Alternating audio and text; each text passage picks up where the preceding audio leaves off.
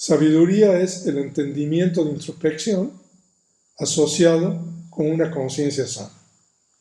O sea que ese es un pasaje. Kusala cheta sampayutam vipassana jnanam paña. O sea, en Pali hay que leer de atrás para adelante. Paña, sabiduría, es el entendimiento de introspección, vipassana jnana. Y ese conocimiento de introspección está asociado, sampayuta, con una conciencia cheta, sana, kusala. O sea, de que si ustedes han estudiado Vedanta, o sea, y de hecho el Visuddhimagga explica esto después de explicar a Vedanta. Hay como 4 capítulos en el Visuddhimagga donde se explica Vedanta. Y después explica. Entonces, siempre la sabiduría, de acuerdo, está asociada con una conciencia sana. Y si ustedes estudian Vedanta, la sabiduría está asociada con las otras 2 raíces sanas, del no apego y el no enojo. De hecho, la sabiduría es la tercera raíz, ¿no? De no ignorancia. Entonces, esa es la definición budista, digamos, de sabiduría, ¿no? Al final de la clase vamos a volver sobre esto. Pero ahora sigamos leyendo el Visuddhimagga. Ahora, muchos de ustedes conocen sobre los 5 agregados y están familiarizados con estos términos que están ahí. Saña es uno de los 5 agregados. Nosotros lo traducimos como percepción. La conciencia es uno de los 5 agregados. Vijnana. Y la sabiduría es paña.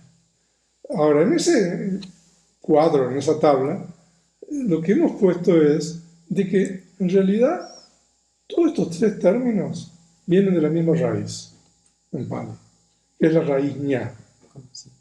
Lo único que cambia ahí son los prefijos, ¿no? Ahora, la sabiduría se forma con el prefijo pa, que ya explicamos lo que significa en un modo particular. La conciencia se forma con el prefijo vi y la percepción se forma con el prefijo sam.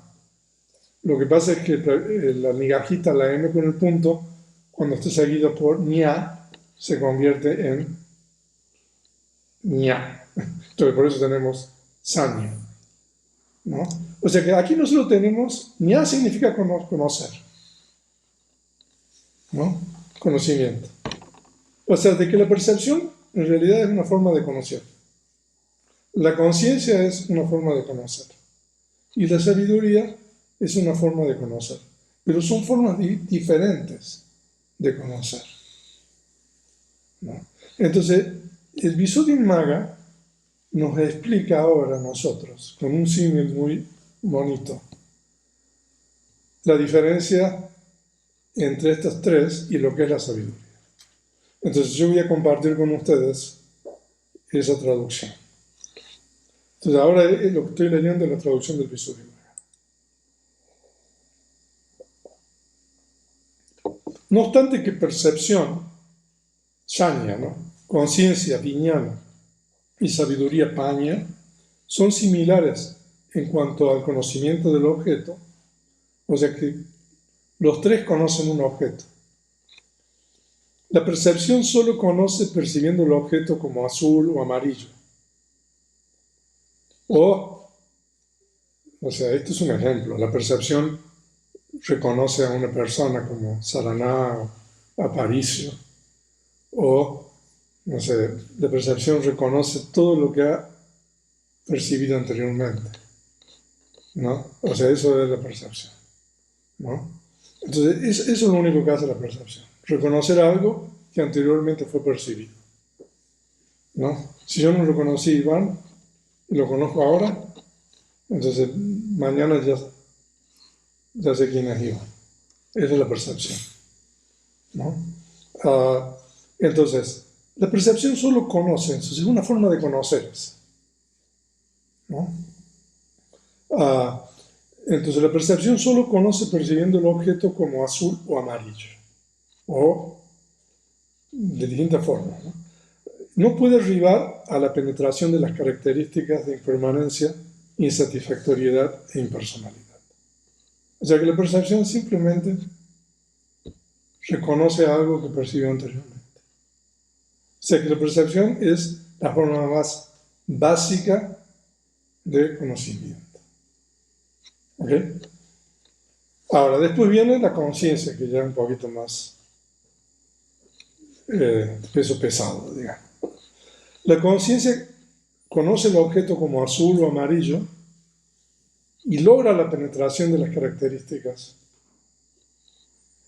pero no puede lograr, aún esforzándose, la manifestación del sendero ultramundano. El sendero ultramundano es algo que se logra debido a la facultad de la sabiduría, ¿no? Pero la conciencia puede conocer algo porque está junto con la percepción. Siempre la conciencia está con la percepción. Entonces, por eso la conciencia va a conocer lo que la percepción percibe. Pero la conciencia no siempre está con la sabiduría.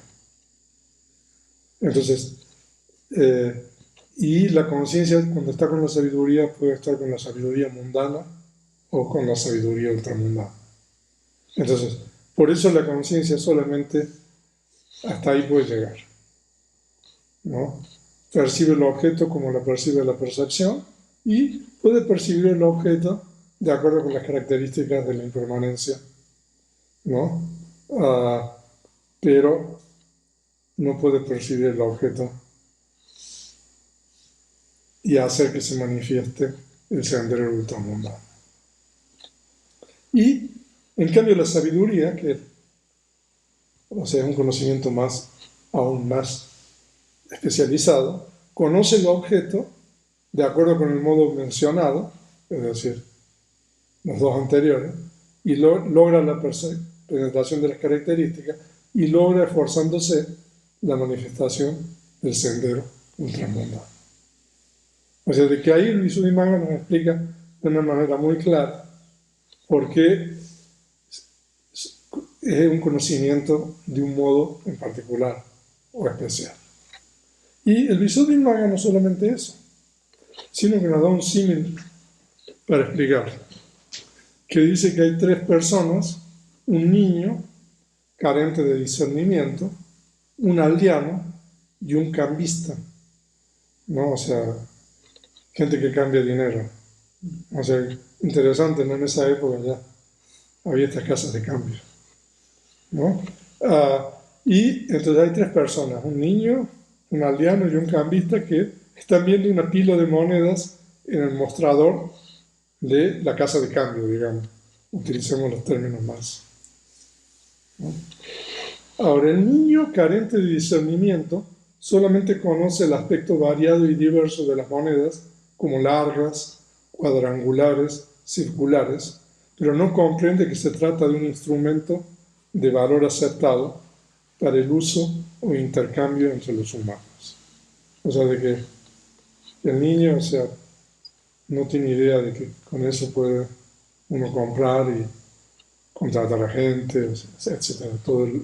Pero ve que son, digamos, cosas que son diferentes que otras, ¿no? O los diferentes tipos de monedas que hay. El aldeano comprende el aspecto variado y diverso y también que se trata de un instrumento de valor aceptado para el uso e intercambio entre los humanos. Pero no comprende diferenciando si esta moneda es falsa, si es genuina, si tiene la mitad de valor, etc. O sea que el aldeano simplemente sabe que eso le sirve, ¿no? Como un medio de intercambio, ¿no? Pero el cambista comprende todos estos modos, observando la moneda, conoce también golpeándola y escuchando el sonido, oliéndola, saboreándola, sopesándola con la mano. Así conoce que fue acuñada en tal poblado o localidad o ciudad, o montaña o margen del río, o conoce que fue acuñada por tal maestro. O sea, de que el cambista es un especialista, digamos. Entonces, la percepción aprendiendo la mera apariencia del objeto como azul, etc., es como el niño carente de discernimiento viendo la moneda. La conciencia aprendiendo la apariencia del objeto como azul, etc., y además logrando la penetración de las características como el aldeano viendo la moneda. Y la sabiduría aprendiendo el modo del objeto como azul, etc., logrando la penetración de las características y además logrando la manifestación del sendero ultramundano, es como el cambista viendo la moneda. Por lo tanto, es esta comprensión la que se debe entender como comprendiendo en diversos modos de una forma diferente a los modos de la percepción y cognición, de la percepción y la conciencia. O sea, de que el Visuddhimagga nosotros nos ha explicado de una manera maravillosa. Yo digo, o sea, que a mí me ahorra mucho trabajo esto. Un poco lo que es la sabiduría, ¿no? Ahora, ¿se recuerdan que les dije al comienzo de que la sabiduría no solamente incluía un conocimiento que tiene que ver con la enseñanza del Buda, sino que es algo mucho más amplio? Bueno, entonces ahora voy a dedicar el resto de la clase. Yo pensaba que iba a demorar menos, pero bueno, a explicar de una manera más general lo que es la sabiduría, ¿no? Ahora, si ustedes quieren una exposición completa de la sabiduría en el Canon Pali, entonces pueden ir al Vibhanga. El Vibhanga es el segundo libro de la Abhidhamma. Aquí tengo la edición en Pali de la Pali Text Society. Y el Vibhanga, el capítulo 16 del Vibhanga, se llama Jnana Vibhanga. Y ustedes ahí tienen una explicación total, completa del tema de la sabiduría. Y es tan exhaustivo esto, realmente.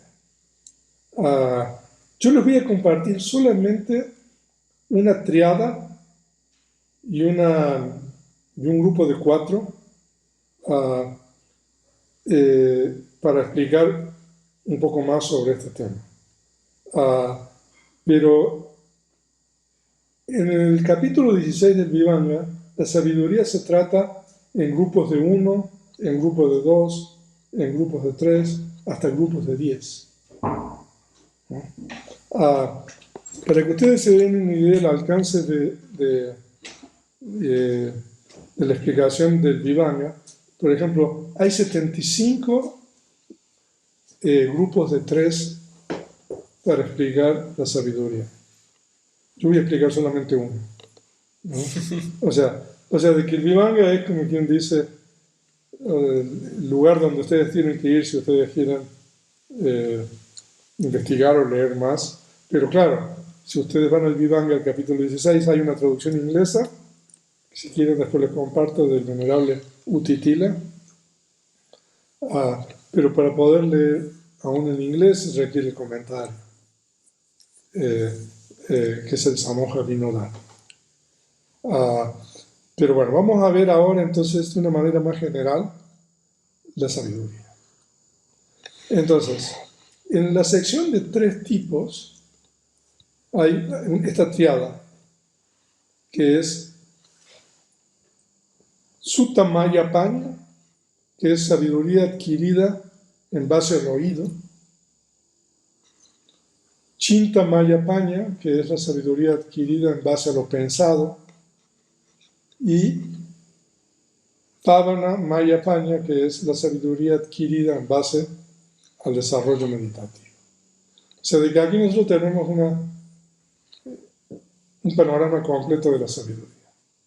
O sea, de que primera es cualquier cosa que uno aprende escuchando, adquisición de información, ¿no? Ah, no sé, si ustedes no saben cuál es la capital del estado de Veracruz, entonces, bueno, Jalapa. Entonces, eso es Sutamayapani. No, si no sabían. O sea, yo le estoy dando información. Eso es Sutamayapani, ¿no? O, no sé, vino Jorge aquí, ¿no? A arreglar estos los controles remotos para entrar al monasterio. O sea, ahí estuvo, no sé, Luis viendo.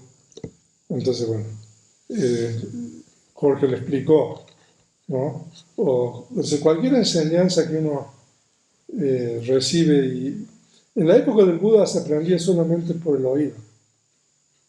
Ahora uno puede leer un libro, ¿no? Ah, no sé, ustedes están haciendo un huerto, no sé, ahí en YouTube hay instrucciones también, ¿no? De cómo plantar ajo, o papa, o, bueno, ustedes saben, pero, o sea, de que uno ahora puede, o sea, no solamente en base del oído, sino uno puede leyendo, ¿no? Viendo videos, se puede adquirir ese conocimiento. ¿No? Entonces, cualquier información que uno reciba con relación a algo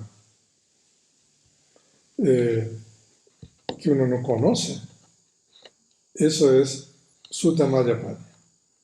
Y esa sabiduría no tiene límites, en general, porque tiene que ver con la realidad convencional, ¿no? Y la gente está aprendiendo siempre cosas nuevas, está inventando cosas nuevas, ¿no? Y entonces, eh, entonces uno tiene que aprender todas esas cosas nuevas, ¿no? Antes no había controles remotos, ¿no? O sea, uno tenía que ir con una llave a abrir. Bueno, ahora, o sea, hay controles remotos. No sé cuál será la próxima, ¿no? Pero hay una evolución del conocimiento y en base a cosas que la gente aprende y enseña a otros. Entonces eh, esa sabiduría es muy buena, pero también hay una proliferación muy grande de esa sabiduría, ¿no? Y no sé, usted estudió ingeniería eléctrica, ¿no? En energía. En energía. Antes, ¿cuántas ingenierías había? Hace 50 años, hace 100 años, Ujú. ¿no? Ahora cada vez hay más ingeniería. ¿Cuántas ingenierías hay? Uy, cerca de 180 al menos. En México nada más. Y hace 50 años, ¿cuántas había? No sabría decirlo, pero Pero mucho habrá menos. mucho menos. Y dentro de 100 años a lo mejor habrá 2000 ingeniería, no sé, ¿no? Y lo mismo con otras ramas de la ciencia, ¿no? Ah, entonces, esa sabiduría es muy buena, ¿no? Y nosotros estamos estudiando el Manga de la Sutta los domingos y ahí habla de que uno tiene que, bajusa chanchas, ¿no? Que uno tiene que haber escuchado mucho, ¿no? Se refiere a esto, normalmente. O sea, de que eso no solamente tiene que ver con aprender sobre la enseñanza del Buda, que también uno puede escuchar muchas cosas y eso es también sabiduría. ¿No? O sea, uno no sabe que el Buda enseñó las cuatro nobles verdades, el origen condicional, ¿no? Que el Buda nació en Lumbini y vivió hace tantos años, que uno se puede leer toda la historia de la biografía del Buda y hay muchos libros. O sea, entonces y uno aprende cosas que no sabía antes, eso es Sutta Mayapati. ¿Okay? O sea, que tiene que ver con la enseñanza del Buda y tiene que ver con cosas que no tienen nada que ver con la enseñanza del Buda. Y después está la sabiduría adquirida en base a lo pensado, y eso es un poquito más elaborado, ¿verdad? O sea, eso tiene que ver con el procesamiento de datos, con el procesamiento de información, ¿no? Con el sistema de, no sé, ¿cómo se dice? Trial and error, ¿cómo se dice eso? De, Prueba y error. ¿cómo? Prueba y error. Prueba y error, ¿no? O sea, entonces uno, no sé, o sea, probando y entonces hasta que realmente encuentre la forma de hacer. Entonces, esa sabiduría ya es un poco más eh, elaborada, porque realmente uno tiene El que método Montessori, ¿por qué el método Montessori? pues lo haces así como te da a entender tus conocimientos previos a lo que no conoces ahora y generas nuevo conocimiento. Entonces, el proceso. Yo diría que este Chinta Maya Paña es la ciencia, ¿no? La ciencia no en el sentido, porque la ciencia también es el primero, pero no sé, alguien inventa algo nuevo, ¿no? O alguien descubre algo nuevo, ¿no? Ah, porque la ciencia es un poco así, ¿no? Siempre se va descubriendo cosas nuevas, van avanzando, ¿no?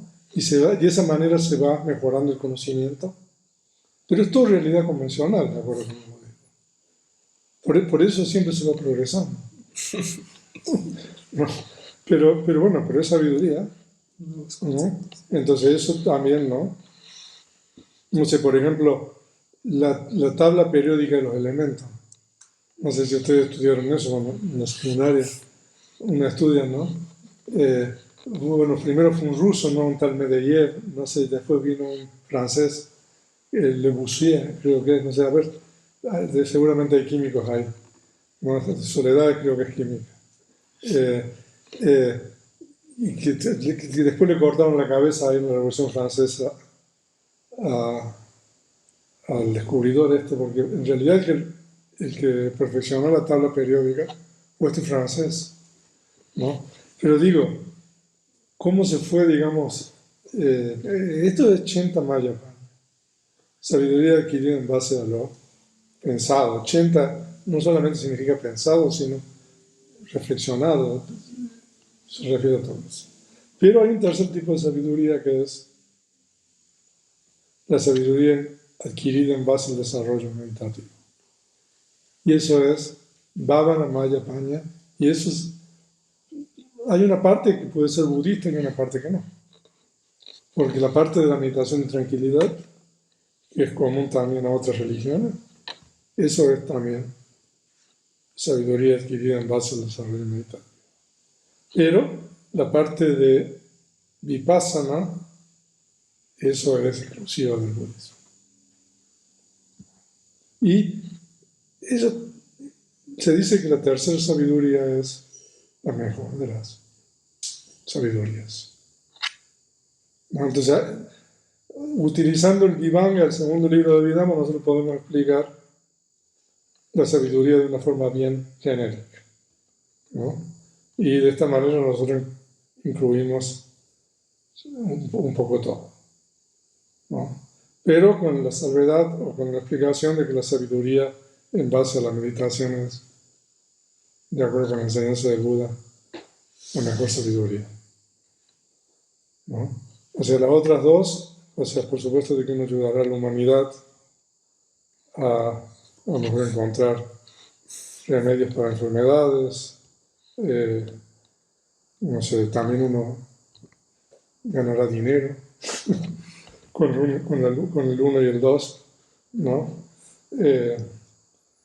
Porque, no sé, también ganan dinero los que ayudan. No, pero la número 3, y particularmente Vipassana, Vipassana Maya Paña, digamos, la sabiduría hecha de Vipassana, es la mejor sabiduría.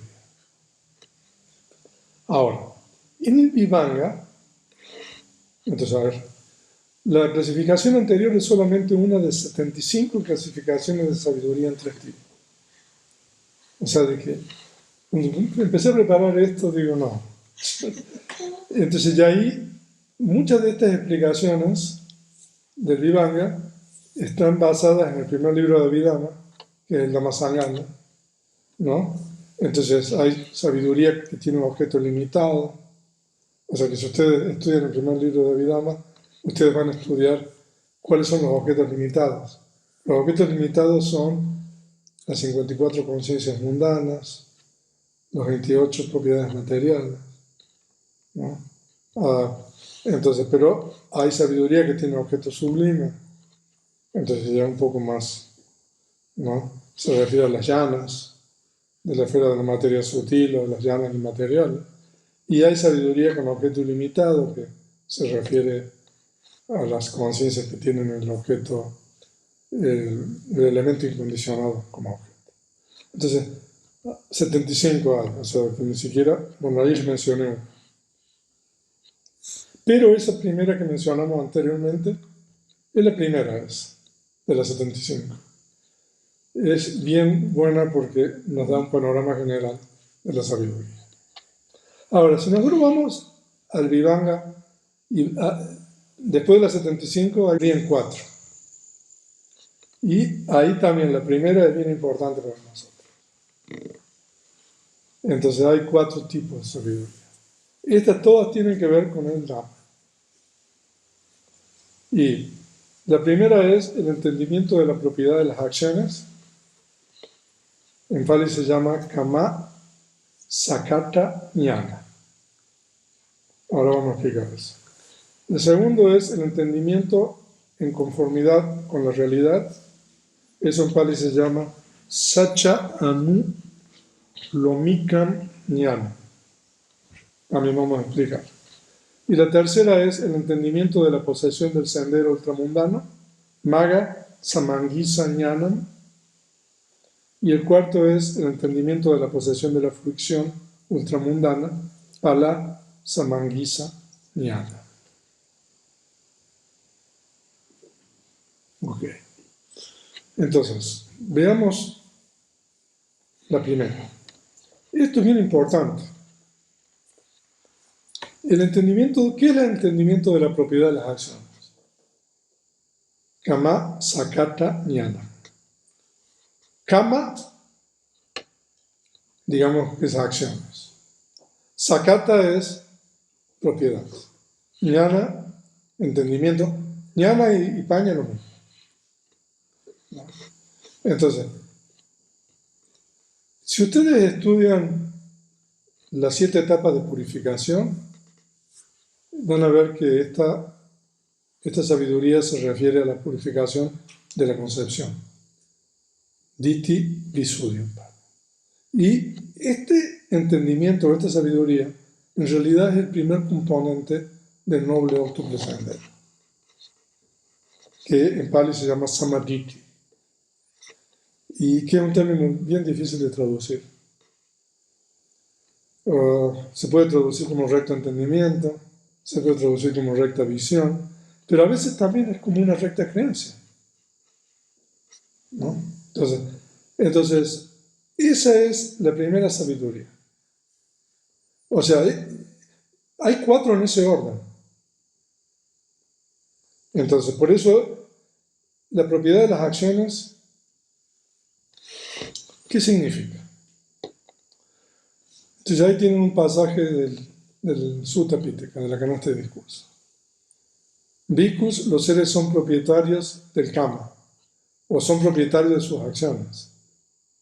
Son herederos del Kama, o son herederos de sus acciones. Son generados por el Kama, son generados por sus acciones. Tienen el Kama o tienen a sus acciones como sus familiares y tienen el Kama como su refugio. Cualquier Kama que realicen, bueno o malo, ellos son herederos de este.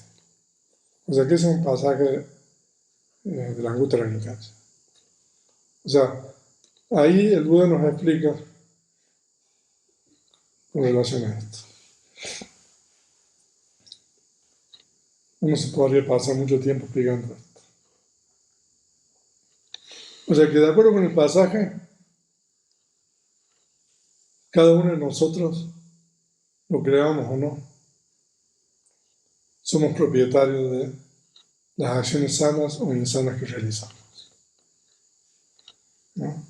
O sea, de que si nosotros hacemos una acción sana, esa acción es nuestra única propiedad, y si hacemos una acción insana, esa acción insana es nuestra única propiedad. Y ahí viene la segunda. Esa acción sana que nosotros hacemos o realizamos produce un resultado. Entonces, por eso se dice de que nosotros somos herederos del Kama. Y esa acción insana que realizamos, esa produce un resultado. Eso significa Kama Dayada. Entonces, nosotros, como no somos propietarios de lo sano o insano que hacemos, uno va a experimentar los resultados de lo sano o insano que uno realiza. Ese es el número 2. Y se dice que los seres son generados por el Kama. Esto no puedo entrar en eso. Pero Kama Yoni, O sea que en realidad, para que un ser humano, solamente, digamos, hablamos de seres humanos, sea concebido como ser humano, se requieren tres condiciones normales. La unión del padre y de la madre, que sea el momento adecuado de la madre. Pero hay una tercera condición, que es la fuerza kármica del ser que va a reconectar. Y esa fuerza kármica es la única condición realmente necesaria. Hay casos en el canon Pali, en la literatura Pali, donde falta una o las dos primeras condiciones. Y hay reconexión. No me pregunten más. ¿No? Sí. Pero en realidad, o sea, de que si no existe la tercera condición, uno no puede reconectar como humano. Y los seres tienen el karma como sus familiares, ¿no? O sea, los familiares normalmente son gente que, normalmente, no siempre, ¿no? Gente que le ayuda a uno, ¿no? Entonces, por eso, o sea, si no, se refiere al buen karma. Bueno, si no tiene mal karma, también los familiares a lo mejor no son buenos. Hay versos en el Dhammapada donde se explica eso. Karma bandhu. Y el karma, o las acciones, son el verdadero refugio de los seres. O sea, que la gente se refugia en el Buda, en el Dhamma y en el Sangha. La gente se refugia en, no sé, en Jesucristo. La gente se refugia en otros profetas. ¿Qué pasa cuando no existe el Buda? ¿Qué pasa cuando no existe Jesucristo? O sea, hace 2000 años no existía Jesucristo, hace 3000 años no existía el Buda. ¿Cuál es el refugio que siempre existe? Las acciones. Las acciones de los seres. Eso significa Kama Tatisarana. O sea que entender esto de esta manera significa sabiduría. Es el entendimiento de la propiedad de las acciones, que por supuesto que significa los otros cuatro. Ahora, para comprender el entendimiento de la propiedad de las acciones es necesario comprender qué significa el término kama. Entonces ahí tienen un sutta. Ahí la traducción en español de ese sutta y también en Pali, el Nivedika Sutta. Bhikkhus, a la abolición yo llamo kama. Por medio de la abolición uno realiza la acción con el cuerpo, con la palabra o con la mente. O sea, de que el kama en realidad es un factor mental que acompaña a las acciones corporales, verbales o mentales. Hay más cosas, pero eso es. Entonces, establecerse en la creencia correcta, samadhiti, de que uno es propietario de sus acciones, es el comienzo de la práctica del noble ótuple sendero. O sea, de que entonces en un primer nivel es tener, como quien dice, una creencia correcta, que nosotros somos propietarios de nuestras acciones, que nosotros somos responsables de las acciones que realizamos y del resultado de esas acciones. Entonces eso es el primer componente en un nivel básico de el noble ótuple sendero, que es la práctica de la enseñanza del Buda. Ahora, veamos el segundo tipo de sabiduría. El entendimiento en conformidad con la realidad. El segundo tipo de sabiduría, el entendimiento en conformidad con la realidad, o el término sacha puede significar verdad también, significa comprender: esto es sufrimiento, este es el origen del sufrimiento, esta es la cesación del sufrimiento, y este es el sendero a la práctica que conduce a la cesación del sufrimiento. O sea que como ustedes pueden ver, esto ya es un nivel más elevado de sabiduría. Ahora, para arribar a este segundo tipo de sabiduría, el entendimiento en conformidad con la realidad o verdad, se requiere haber logrado las siguientes etapas de purificación, que corresponden a lo que se denomina sabiduría mundana o sabiduría que es objeto de contaminantes. Sasa o apaña, en pali. O sea, de que uno no llega a la realización o a la comprensión de las cuatro nobles verdades directamente con una recta creencia, ¿no? O sea, uno tiene la recta creencia, pero cuando uno tiene la recta creencia, entonces uno va a practicar el autoplacentero. Y cuando uno practica el autoplacentero, entonces uno va a pasar por una serie de etapas de purificación. Entonces, después de que uno pasa por esas etapas de purificación, todas esas etapas de purificación que uno practica después de tener la recta creencia, corresponde a una sabiduría mundana o una sabiduría que es objeto de contaminantes. O sea, de que una sabiduría que puede ir uno para atrás también. No, porque después si quieren me preguntan un poco más sobre qué es esto de los contaminantes. Y entonces cuando uno alcanza esa sabiduría número 2, que es de acuerdo en conformidad con la realidad, entonces la tercera sabiduría es el entendimiento de la posesión del sendero ultramundano, que corresponde a cualquiera de los 4 senderos. Entonces, entrada en la corriente, un retorno, no retorno y estado de garaje. O sea, de que cada uno de estos son 4 conciencias, donde la sabiduría está asociada con esas conciencias y que corresponde a cada uno de los estados o los senderos que toman el elemento incondicionado como objeto. En este caso, este tipo de sabiduría se dice que está más allá o fuera del alcance de los contaminantes. ¿Sabe que ya? O sea, la número 2 estaba todavía dentro del dominio o el alcance de los contaminantes. Ahora ya esta sabiduría trasciende. Y el cuarto es la sabiduría de la posesión de la fruición ultramundana, que corresponde a cualquiera de las 4 fruicciones asociadas con los 4 senderos mencionados. También en este caso, este tipo de sabiduría se dice que está fuera del alcance de los contaminantes. O sea, de que nosotros hemos visto aquí, ¿no?, estos 4 tipos de sabiduría, ¿no? La primera es la sabiduría o el entendimiento de la propiedad de las acciones. La segunda es el entendimiento de la sabiduría en conformidad con la verdad o la realidad. La tercera es el entendimiento de la sabiduría de la posesión del sendero. Y la cuarta es el entendimiento o la sabiduría de la posesión de la fruición.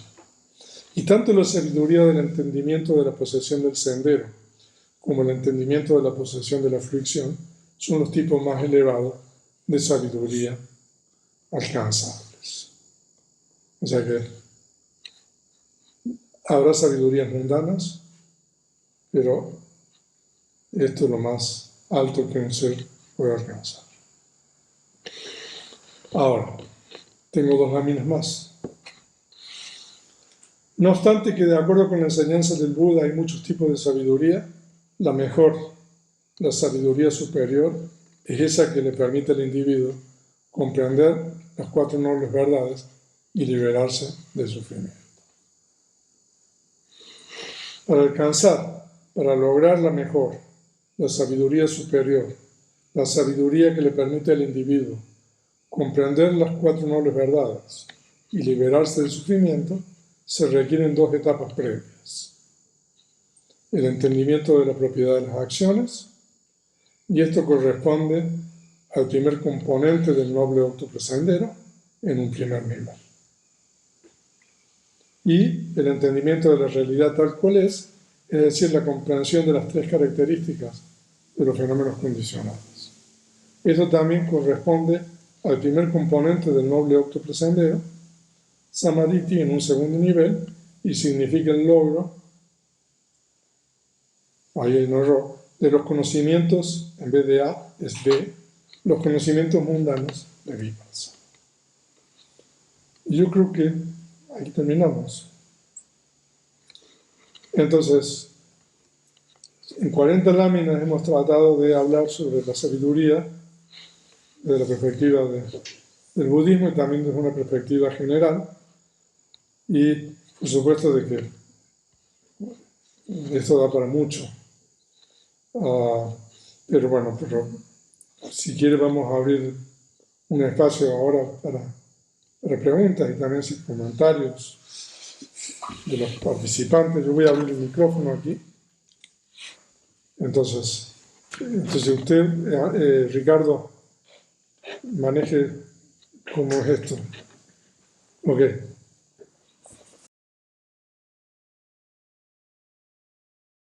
Sí, venerable.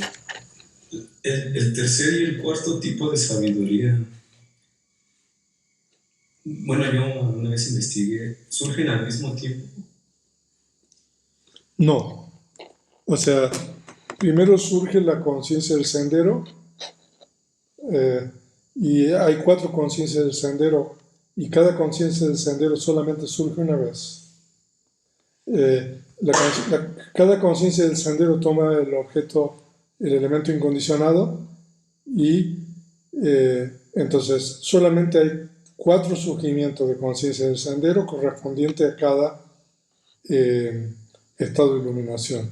Y después de la conciencia del sendero está el cuarto, que es el entendimiento de la posesión de la fricción, y entonces dependiendo del individuo hay inmediatamente después de la conciencia del sendero 2 o 3 momentos de conciencia de fricción correspondientes al sendero en particular.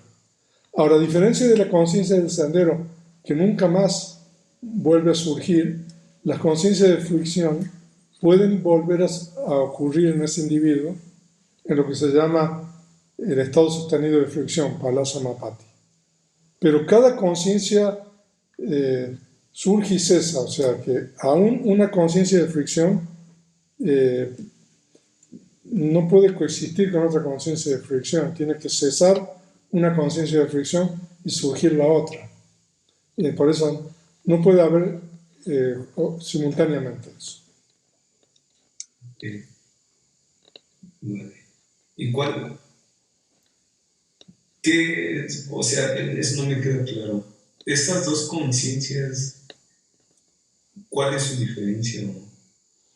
La diferencia entre la conciencia del sendero es que la conciencia del sendero, cuando surge tomando el elemento incondicionado, se radican ciertas impurezas mentales, ¿no? Entonces, la conciencia de fricción es un instrumento por medio del, o digamos, el elemento incondicionado es un instrumento que permite que la conciencia del sendero, por medio de la conciencia del sendero, se radiquen las disposiciones latentes a las impurezas mentales. En cambio, la conciencia de fricción ya se radicaron las impurezas mentales. O sea, de que la conciencia de fricción no radica nada, pero sino simplemente experimenta el grado de liberación que la conciencia del sendero le permite. Entonces, un símil que se da en la literatura Pali es como quien, digamos, uno apaga un fuego con una cubeta de agua, ¿no? Sí. Entonces la conciencia del sendero es como eso, se apagó el fuego, ¿no? O sea, y después uno le puede echar otra cubeta de agua después, o sea, pero el fuego ya ha sido apagado. Entonces la conciencia de fricción en realidad es una conciencia resultante, de acuerdo con el Abhidhamma. En cambio la conciencia del sendero es una conciencia sana. Entonces por eso se dice que la conciencia de fricción es el resultado, por eso se llama así palá, el resultado o el fruto de la conciencia del sendero, ¿no? Y cuando nosotros recitamos las cualidades del Dhamma, una de las cualidades del Dhamma es acálica, que significa que el Dhamma tiene efecto inmediato. Y el Dhamma en este caso, cuando se dice que tiene efecto inmediato, se refiere a esto. Porque normalmente las conciencias sanas o insanas que nosotros, mundanas, digamos, que generamos, generan una potencialidad, entonces el efecto está diferido en el tiempo. Pero en el caso de la conciencia del sendero y la conciencia de fricción, se dice de que el efecto es inmediato porque el resultado de la conciencia del sendero surge inmediatamente después de que ha surgido la conciencia del sendero. ¿Ok? Sí, eso sí me aclara bastante. Entonces ambas conciencias toman Nirvana como su objeto. Exactamente. La conciencia de fricción también toma el Nirvana como objeto. Vale. Muchas gracias, Venerable. Ok. ¿Hay una pregunta ahí? Sí, dice. Si una persona puede transitar este camino y llegar a la liberación sin conocerlo, pero ¿Sí qué? Conocerlo. sin conocerlo. No, o sea que uno tiene que recibir las enseñanzas para poder practicar esto. O sea, solamente los budas y los Pacheka budas, los budas individuales, son capaces de descubrir por sí mismos este camino y sin que alguien les enseñe, pero todos los demás uno necesita recibir enseñanzas de otros.